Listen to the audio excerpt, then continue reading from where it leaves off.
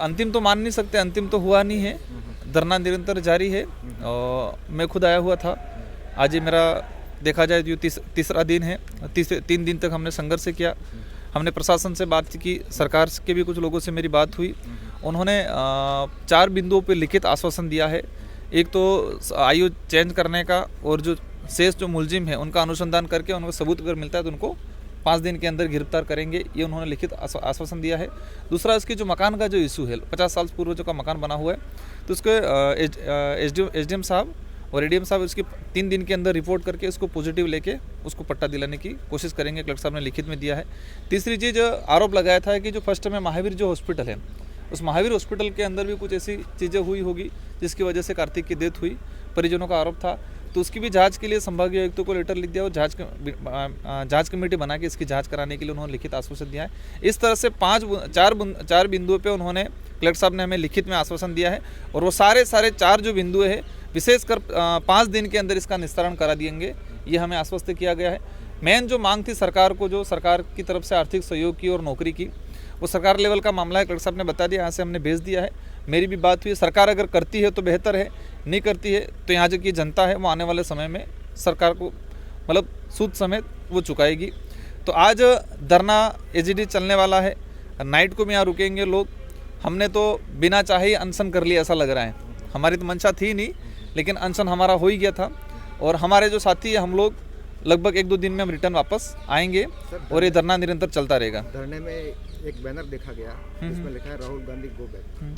देखो, ये आज पूरे भारत के अंदर एक माहौल बना हुआ था कि राहुल जी भारत जोड़ो की यात्रा कर रहे हैं, सौहार्द की भावना, भाईचारे की बात कर रहे हैं, लेकिन सिरोही के अंदर, और देखा जाए भारत के अंदर राजस्थान में कांग्रेस की सरकार है, और कांग्रेस की सरकार ये वादा करती है कि एसटी, एससी, दलित, पिछड़ा, जो भी किसी के साथ भी अन्याय होता है तो उसको हम न्याय दिलाते, ये राजस्थान की सरकार दावा करती है।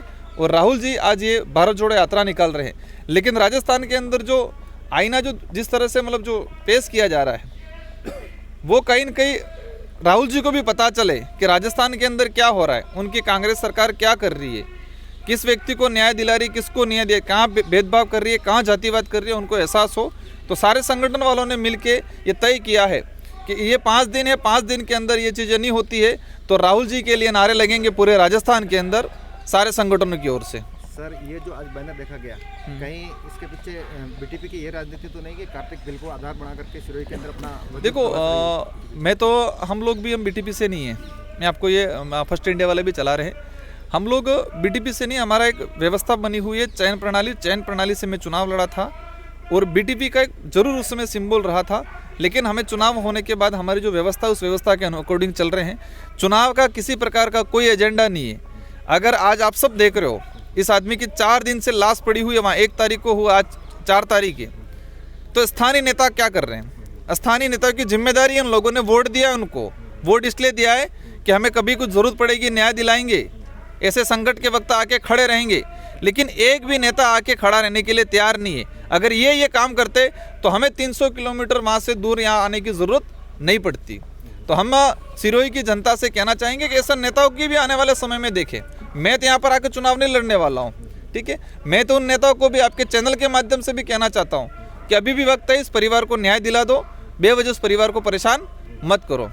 सर, देखो, अब पोस्टमार्टम के लिए हमने तो हमारी ओर से कह दिया अभिभावक को, अभिभावक में से कुछ लोग यहाँ हैं, कुछ लोग वहाँ हैं, उनको कह दिया है कि आप इसके लिए अलाउ कर दो।